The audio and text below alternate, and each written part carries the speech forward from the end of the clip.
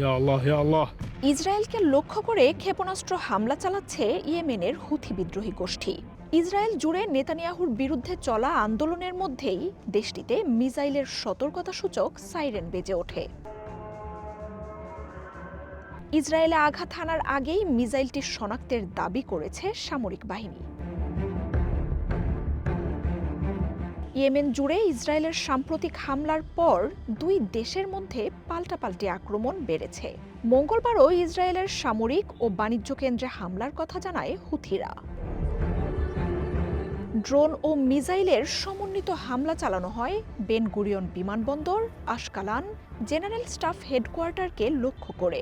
হুথিদের দাবি সফলভাবে লক্ষ্যবস্তুতে আঘাতের। لن تؤدي إلى التراجع ولا إلى الضعف ولا إلى الوهن।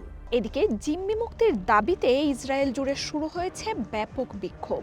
জেরুজালেম, তেল আবিব সহ বড় বড় শহরগুলোতে রাস্তায় নেমেছেন হাজারো মানুষ। নেতানিয়াহুর বাড়ির সামনে আগুন দেন তারা। এমন পরিস্থিতিতে হুথির হামলার শঙ্কায় নাগরিকদের নিরাপত্তা গাইডলাইন মেনে চলার আহ্বান জানাচ্ছে নেতানিয়াহুর সরকার। আমি জানি পরিবার, কাজ আর শিক্ষা জীবনে আপনাদের চড়া মূল্য দিতে হচ্ছে। আমরা হামাসকে পরাজিত করতে কাজ করছি। একসাথে আমরা সিরিয়ায় আসাদ, লেবাননে হিজবুল্লাহ এবং ইরানের শক্তিগুলোকে ভেঙে দিয়েছি। এখন হুথিকেও ধ্বংস করব। গাজায় শুরু হওয়া যুদ্ধ আমরা গাজাতেই শেষ করব। আন্দোলন উপেক্ষা করেই গাজা সিটি দখলে লড়াইয়ের গুরুত্বপূর্ণ ধাপে প্রবেশের ঘোষণা দিয়েছেন প্রধানমন্ত্রী নেতানিয়াহু। 60,000-এর বেশি সংরক্ষিত সেনাকে বাহিনীতে যোগ দেওয়ার কাজ শুরু করেছে সরকার। তবে নেতানিয়াহুর আহ্বানের পরও যুদ্ধে অংশ নিতে অস্বীকৃতি জানাচ্ছেন শত শত ইসরায়েলি রিজার্ভিস্ট।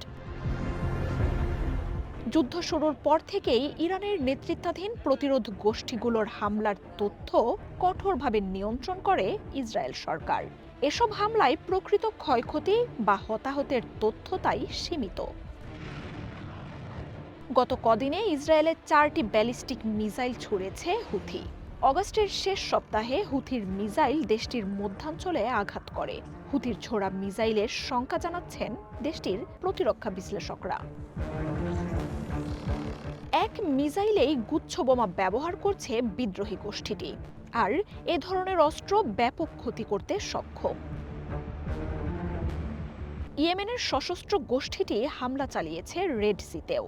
এয়ার ও মিসাইল ফোর্সের সমন্বয়ে সাগরে বাণিজ্যিক জাহাজ MSC এবিতে হামলা চালায় হুথিরা।